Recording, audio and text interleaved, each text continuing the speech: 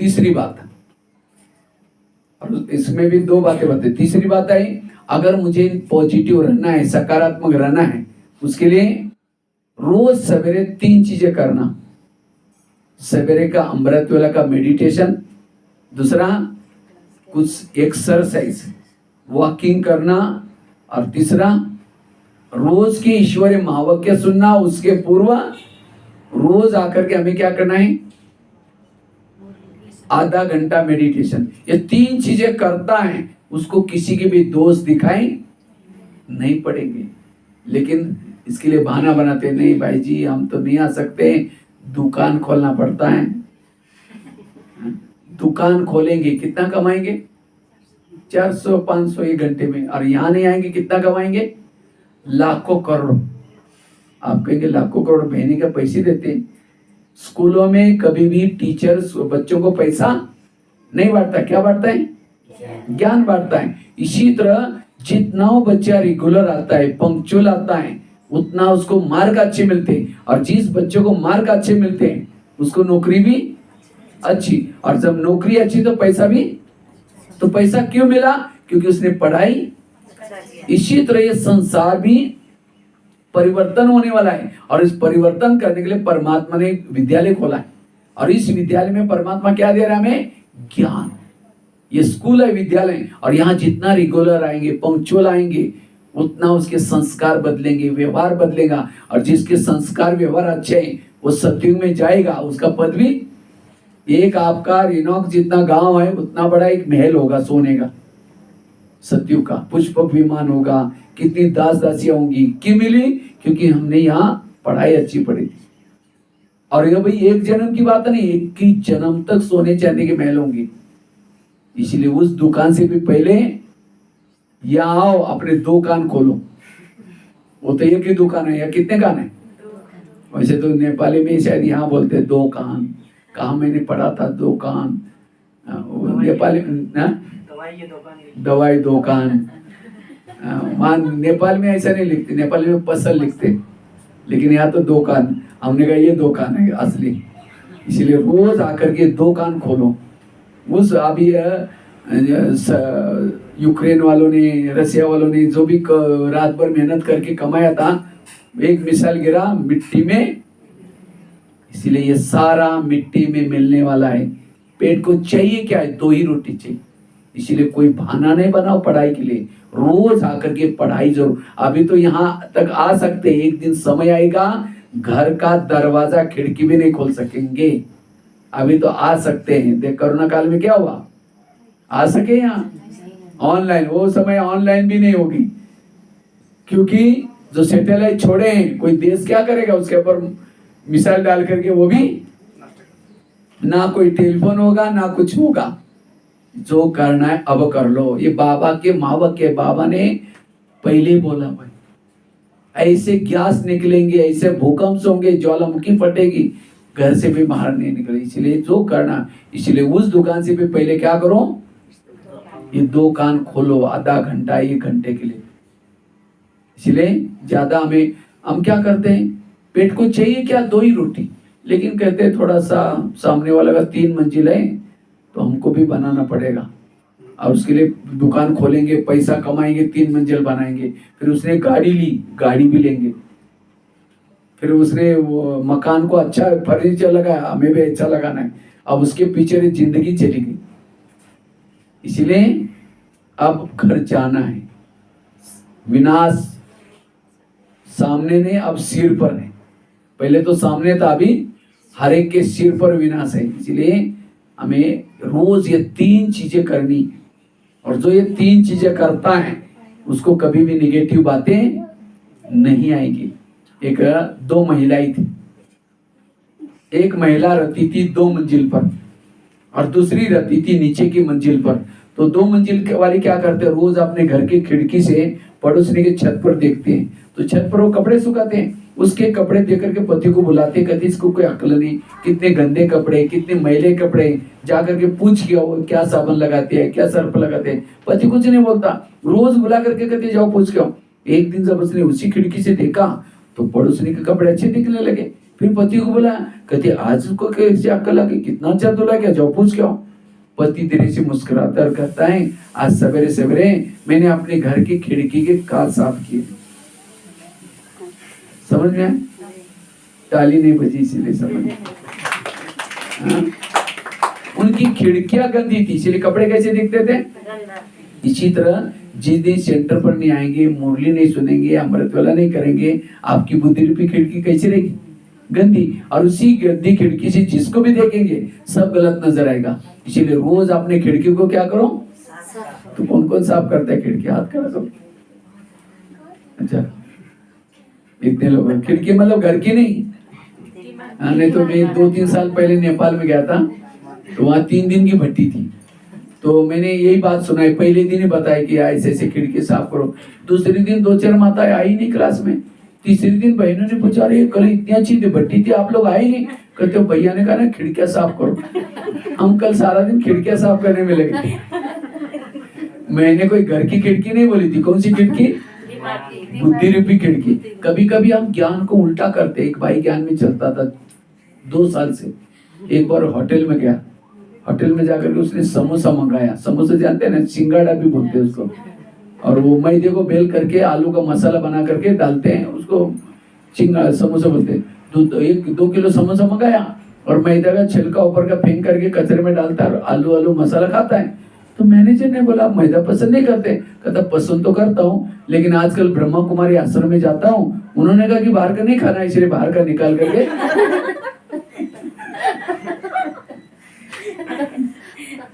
देखो कई बार अर्थ का क्या करते हैं। एक माता जी ज्ञान में चलती थी, गांव से आई थी, बहुत दूर से, गीता बादशाह से। गुरुवार के दिन था, भोग खाने के हिसाब से सप्ताह में आती थी। तो बहने सवेरे सवेरे भोग बना रही थी। तो इतने में एक वीआईपी आया, पढ़ा लिखा व्यक्ति आया।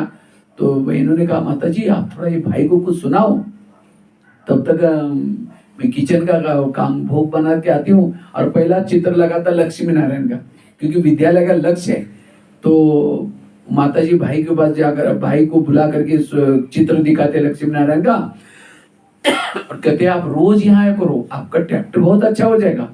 कहते ट्रैक्टर, यहाँ के गैरेज का काम सिखाते हैं। कहते नहीं, मेरा भी ट्रैक्टर से मैं गिर गई थी, लेकिन मेरा भी ट्रैक्टर यहाँ आने से अच्छा हो गया। लक्ष्मी नारायण भी ट्रैक्टर से गिर गए थे। वो कैरेक्टर बोलने के बजाय वो कैरेक्टर बोलने के बजाय क्या बोलते हैं? बाबा कभी मुरली में कहता ना, बच्चे तो यहाँ तुम्हारा आने से कैरेक्टर ठीक हो जाएगा, वो ट्रैक्टर ठीक हो जाएगा। इसलिए अर्थ का कभी कभी हम क्या करते हैं, अनर्थ। कभी कभी बाबा कहते बच्चे तुम आत्मा भाई भाई हूँ। अब समझो पति पत्नी ज्ञान में चलते हैं, पत्नी पति को कहेगी भाई जी चलो जल्दी क्लास में, तो मुरली पूरी हो जाएगी। अगर ये कोई पड़ोसी नहीं सुनेगी तो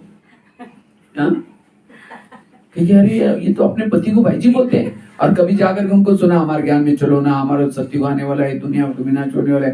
कहेंगे हमको टाइम ही नहीं। उनको टाइम है, आने की इच्छा है, लेकिन उनको लगता है अगर इनके ज्ञान में चलेंगे, जैसे इन्होंने हमको छोड़ा है, पति को भाई बनाया, हमें भी पति को भाई बनाना है। तो बाबा का भाव ये नहीं है भाई बनाओ, मतलब जैसे दृष्टि वृत्ति भाई के वो बनाओ। कहने में भाई और दृष्टि वृत्ति क्या फर्क। इसीलिए बाबा के शब्दों को, श्रीमत को समझना जरूरी है। जैसे आजकल दुनिया में क्या हुआ, दुनिया में ज्ञान कोई गलत नहीं है। भक्ति मार्ग में कहते हैं भगवान को प्राप्त करना है तो बलि चढ़ानी पड़ती। कौन सी बलि? मैं की बलि। लेकिन लोगों ने क्या किया, मैं करने वाली बकरी को बलि चढ़ा दी। कहते हैं भगवान को प्राप्त करना है तो उपवास करो। उपवास, उप मतलब नजदीक, वास बना रहना, भगवान के पास रहना, इसको कहते हैं उपवास। लेकिन लोगों ने कौन सा उपवास किया? पेट का उपवास किया। अब जिस दिन पेट का उपवास करेंगे बुद्धि कहाँ जाएगी? पेट की तरफ जाएगी। कहते हैं घर का त्याग करो तो भगवान क्या हो जाएगा? प्रसन्न हो जाएगा। लेकिन लोगों ने घर छोड़ के जंगल में गए। वास्तव में कौन सा घर? शरीर आत्मा का घर है, इसको बोलो आत्मा समझो। लेकिन लोगों ने उस घर को छोड़ के जंगल में गए, कहा कुछ किया।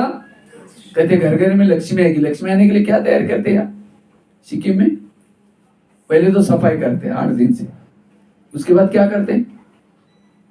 पूरा घर में सजाते हैं, फिर दीपक जलाते हैं।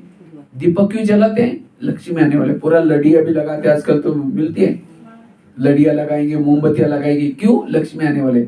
अब लक्ष्मी का वाहन है उल्लू, उल्लू को लाइट में दिखता ही नहीं। हाँ?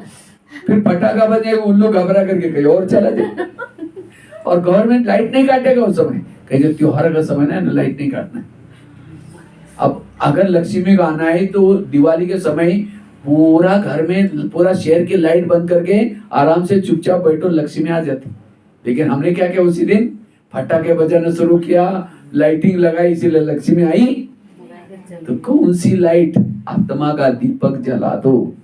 कौन सा सफाई? ईर्ष्या करना। तो बाबा जो करता है वो ठीक है, दुनिया में जो कर रहा है वो ठीक है? पढ़े लिखे लोग हैं, हमारे पूर्वजों ने क्या, हम कर रहे हैं उसको। इसलिए बाबा कहते बच्चे अर्थ का अनर्थ नहीं करना है। एक माता जी मेरे पास आई, कहते भाई जी आपके जैसे मेरे बच्चों को भी सिलेंडर बनाना है। मैंने कहा हम गैस की सिलेंडर तो कई बार तो इसीलिए बाबा कहते अर्थ का अनर्थ नहीं करना है। तो रोज अपने खिड़की को क्या करो? कितनी बातें हो गई? 3 बातें हो गई। चौथी बात है, अगर मुझे व्यर्थों से मुक्त बनना है, स्थिति को अच्छा बनाना है, कोई कुछ भी कहता है उस दिमाग से निकाल दो, ना सोचो ना किसी को सुनाओ। लेकिन हम क्या करते हैं? 10 जगह पर सुनाते हैं, उन्होंने मुझे ऐसा बोला वैसा बोला। जितना सुनाएंगे वो बातें अंदर तक जाएगी।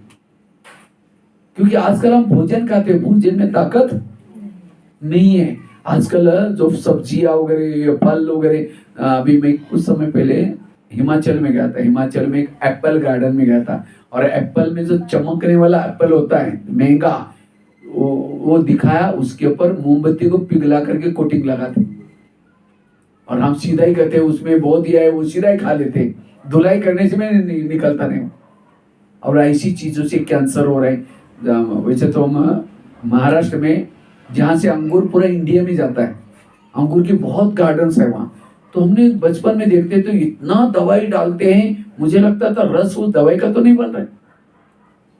तो आज लोग पैसा कमाने के चक्कर में आजकल कई लौकी को भी इंजेक्शन मार देते हैं, बड़ी सी हो जाते, पपीता को दवाई डालते हैं। इसलिए आज लोग इसका परिणाम क्या होगा वो नहीं देखते। जैसे आम का सीजन चला है, आम कच्चे निकाल करके उसके अंदर कुछ पता नहीं कार्बोहाइड्रेट क्या होता है वो डाल दिया, दूसरे दिन पक गया। और ऐसी चीजें हेल्थ के लिए तो यहाँ तो बहुत अच्छा है, आप लोग लकीली है। आज यहाँ तो मुझे लगता है ऑर्गेनिक चलता है, इसलिए यहाँ के लोग काफी अच्छा, ये भी भाग्य है आप लोगों। इसलिए आजकल भोजन में कोई ताकत नहीं। टीवी खोलो निगेटिव, ये मर रहा है, यहाँ ऐसा हुआ, जितनी खबरें सुनेंगे आप खुद ही एकदम डर जाएंगे। ऐसी खबरें आजकल आ रही, डर लगता है, चिंता लग रही है, हमारा क्या होगा, हमारे बच्चों के साथ क्या होगा। टीवी खोलो निगेटिव, अखबार खोलो निगेटिव, किसी के पास जाकर के बैठो निगेटिव, हर जगह पर निगेटिविटी। इसीलिए इस निगेटिव से बचने के लिए हमें क्या करना है? ये पॉजिटिव बातें रोज आकर के करना सीखनी है हमें। ये पॉजिटिव बातें यहीं मिलती है, मेडिटेशन करना है। इसलिए कोई अगर आपको कुछ कहता भी है, ज्यादा सोचो नहीं, बुद्धि से निकाल दो। कहते एक व्यक्ति ने गधा पाला था, गधा अचानक कुएं में गिर गया।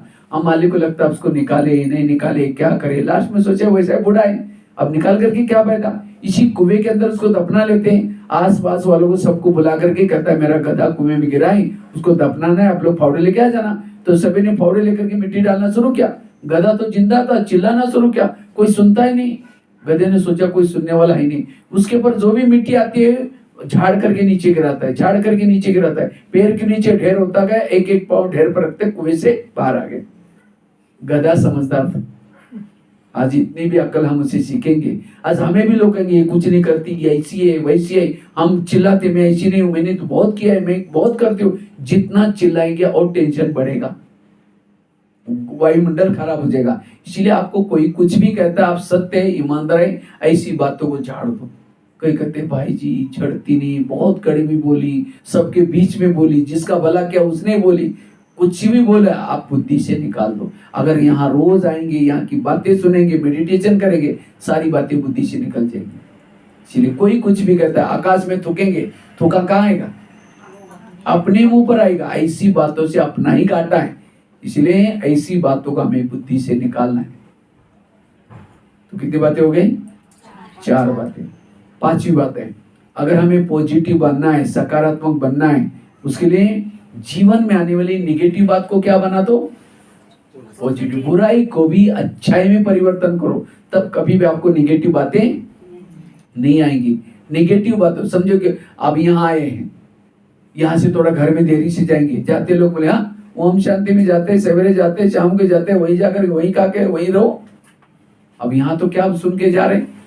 टेंशन नहीं लेना है, निगेटिव नहीं सोचना है, विरत नहीं सोचना, सहन करना है। और वहां जाते हो ऐसी बातें सुनते ही तुरंत टेंशन शुरू हो जाएगा। इसलिए पहले से सोच के जाओ, अब मैं जाऊंगी, जाती मेरी पूजा हो जाएगी। अगर कोई देवी की पूजा हो तो देवी क्या करते हैं? वरदान देते। आपको भी कोई बोलना शुरू करेगा, आप भी क्या दो? वरदान। मतलब हाथ से नहीं दो, और चिढ़ जाएगी, बड़ी देवी बन के आए, जाकर शक्ल देख लिया। मन से कहो कि बाबा इस आत्मा का कल्याण करना, आज कितने हमें कर्मों की खुई गति, मेरा दिमाग ही, मेरे जीवन के सारे क्वेश्चन मुझे जवाब मिल गया, आज बिल्कुल दिमाग हल्का हो गया। वो बोल रहे हैं लेकिन आप ऐसी बातें कर रहे, तब जाकर उसको लगेगा अरे पहले मैं थोड़ा भी बोलता था, एक काली का रूप धारण करती थी और आज तो बिल्कुल चुप है। इसका मतलब ब्रह्मा कुमारी के क्लास का उसके ऊपर असर हो गया। निगेटिव को क्या बना दो? पॉजिटिव। पूरा एक महाराष्ट्र में एक संत था, तुकाराम महाराज उसका नाम था, बहुत भक्ति करता था। लोगों ने उसको मना किया भक्ति करने के लिए, तभी छोड़ा नहीं। एक दिन सभी लोगों ने पकड़ करके उस संत के गले में सब्जी की माला पहना दी, बैंगन, टमाटर, आलू, मटर, मिर्ची, मुंह काला किया, बाल उतर करके हल्दी लगाई, गधे पर बिठा करके इधर उधर घुमाए। इतना ही नहीं, घर के सामने लाया, पत्नी को बोला, पत्नी जब देखती मेरे पति के साथ ऐसा किया, सबको गाली देती। जब गाली देते तुकाराम महाराज सब्जी की माला दिखा करके कहते, इनको गाली क्यों दे रहे? ये लोगों ने अपने लिए 8 दिन के लिए सब्जी ला कर दी। निगेटिव को क्या बना दिया? और कहा इनको गाली मत देना। मेरी जब शादी हुई थी, समय बारात ही नहीं निकली थी, ये लोगों ने पूरा गांव में मेरी क्या निकाली? बुराई को भी अच्छाई। ये बहुत बड़ी कला है, लेकिन कौन कर सकता है? जिसके पास पॉजिटिव बातें हैं, सकारात्मक बातें हैं, वही कर सकता है। इसलिए वर्तमान समय पॉजिटिव रहने की बड़ी आवश्यकता है। एक बार तुकाराम महाराज की पत्नी ने कहा मुझे गन्ने खाने। गन्ने क्या बोलते हैं? हाँ, तो लाने, उनकी खेती थी, तो गन्ने लाने के लिए लेके आओ, तो लेके आया ज्यादा लाने के लिए बोला था, तो लेके आए।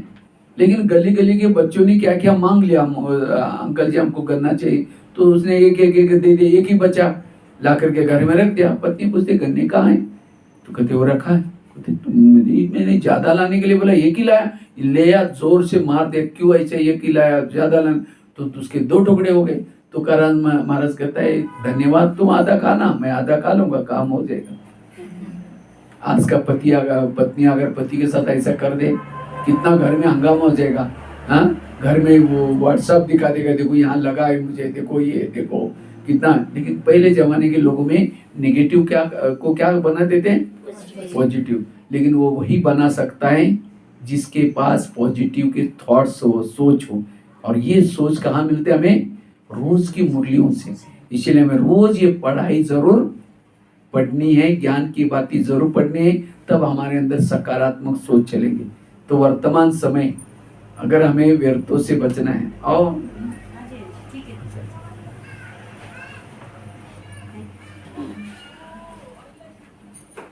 तो इसलिए तो सारे प्रश्न के उत्तर मिल गए, हल्के हो गए सभी। इसलिए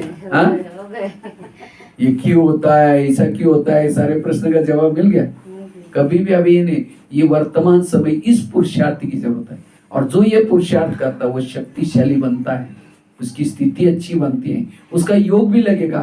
नहीं तो कई योग में बैठेंगे, शुरू करके मैं आत्मा हूँ, शांत स्वरूप हूँ, फिर कहेंगे मेरे को उन्होंने क्यों बोला, फिर कहेंगे ठीक है कोई बात नहीं मैं आत्मा हूँ शांत, फिर कहेंगे 15 दिन पहले भी तो बोला था, फिर कहेंगे ठीक है मैं आत्मा हूँ, फिर कहेंगे चलो बोला कोई बात नहीं, लेकिन सबके बीच में क्यों बोला, कहाँ योग लगेगा।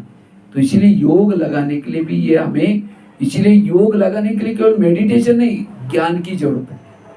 अगर ज्ञान नहीं आपके पास स्पष्ट, तो आप योग नहीं लगा सकेंगे। इसलिए ज्ञान चाहिए और उसके बाद फिर आपका योग लगेगा। इसलिए ये ज्ञान हमें कहाँ से मिलता है? रोज की मुरलियों से। ये मुरली हमें मन और बुद्धि को, मन को हल्का रखाती है और बुद्धि को स्वच्छ रखा दे। और योग के दोनों साधन है, मन और बुद्धि मेडिटेशन का साधन है। लेकिन हम सारा दिन क्या करते हैं, मन को भारी रखते हैं, बुद्धि अस्वच्छ बन जाते हैं, फिर योग लगाते हैं, योग लगता ही नहीं। फिर देखेंगे घड़ी में, देखेंगे फिर इधर देखेंगे, फिर कोई 2 मिनट बाहर गए फिर अंदर आए। तो ऐसा अगर योग करेंगे तो फिर वो अनुभव नहीं होगा। फिर कहेंगे हम पहले और जगह पर जाते थे, इसमें और इसमें कोई फर्क ही नहीं लगता। क्यों? हमने विधि से किया नहीं।